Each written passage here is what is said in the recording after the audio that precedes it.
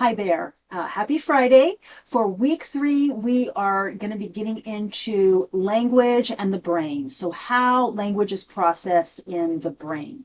For the first couple weeks, it was really an overview of the study of language, the discipline of linguistics, and all that that entails. So let's take a look at our modules. And when we're all done with week 2, we're going to jump right into the module for week 3. We've got 3 assignments this week, a quiz, a summary, and then a discussion. So, taking a look at the quiz, remember you have 3 attempts allowed for this quiz and every quiz in this course. And so what we've got here is a video to watch. I recommend that you watch that first, and then a textbook chapter.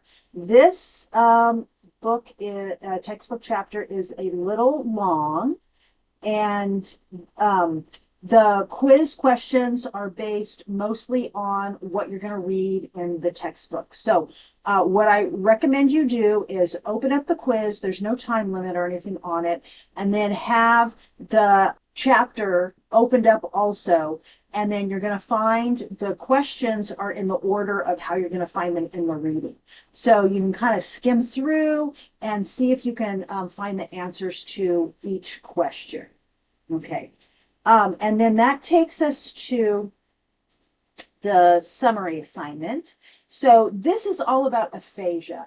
Aphasia is a language disorder. It's not something that people are born with. This is something that happens as a result of some kind of trauma to the brain. Could be stroke, brain tumor, could be some kind of a catastrophic injury, head trauma.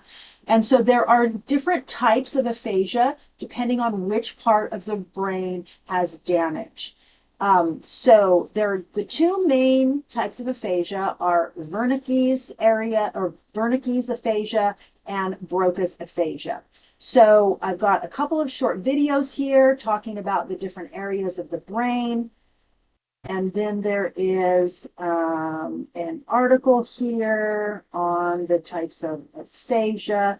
But then what we've got down here are a couple of videos.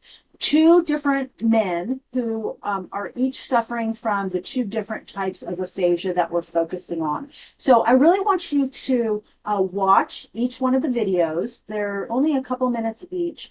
And you can see how they respond to questions, see how they articulate. You're going to notice that it's quite different, and it's very interesting because it tells us a lot about which parts of the brain do what in terms of language. So once you're done with the videos and reviewing the article, what I'm asking you to do is to just simply write a paragraph where you just kind of describe and compare and contrast the 2 different types of aphasia.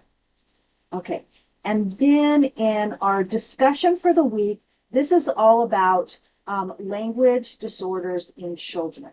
So I do have this article here, and it just is an outline of different types of speech disorders, different types of language disorders that that children may have. Each one of these is a link.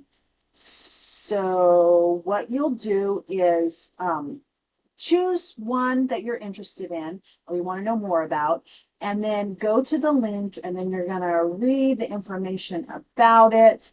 And then what I'm asking you to do is describe the language disorder that you found.